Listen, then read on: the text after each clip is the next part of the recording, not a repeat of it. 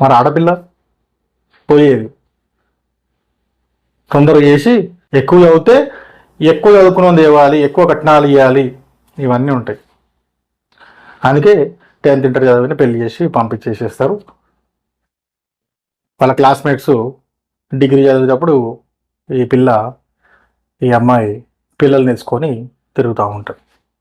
ఎవరిచ్చిరు? వాళ్ళ లైఫ్ని మధ్యలో ఆపేసి వాళ్ళ లైఫ్ని ఈ విధంగా నాశనం చేయడానికి హక్కు ఎవరికి ఇచ్చిరు? ఎవరిచ్చారు? రాజ్యాంగం ఇచ్చిందా మీకేమైనా? వాళ్ళకి హక్కులు లేవా? వాళ్ళకి జీవించే హక్కు లేదా? వాళ్ళకి ఇష్టమైనట్టు ఉండే హక్కు లేదా? చదువుకునే హక్కు లేదా?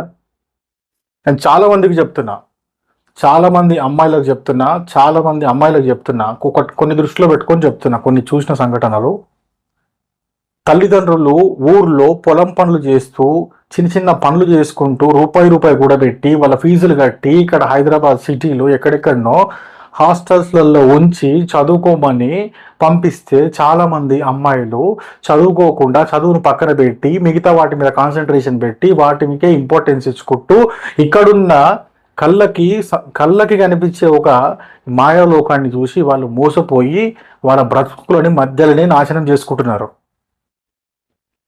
అట్లాంటి పనులు చేయకండి మీరు. ఎప్పుడైనా నువ్వు ఎక్కడున్నా నేను నా తల్లిదండ్రులతోటే ఉన్నా, నేను నా ఇంట్లోనే ఉన్నా, నా ఇంటి పరిస్థితి ఇది, ఎప్పుడు ఇదే ఉండాలి మైండ్లో. ఏ తప్పు చేయరు అప్పుడు, ఏది కాదు. అప్పుడు చదువుకోవడానికి వచ్చినప్పుడు చదువుకోవాలి, తల్లిదండ్రులకు పేరు తేవాలి, నీ వల్ల 10 మంది బ్రతకాలి, ఉపాధి కల్పించాలి నువ్వు 10 మందికి, అట్లుండాలి.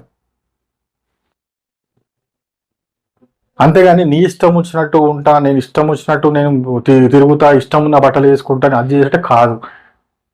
అట్లా కాదు. నీ వల్ల ఇంకో 10 మంది చెడిపోతారు. నువ్వు ఉన్నా ఒకటే, పోయినా ఒకటి, పెద్ద ఇదేం లేదు. అటువంటి వాళ్ళకి చెప్తున్నాను నేను, అటువంటి వాళ్ళకు ఈ మెసేజ్.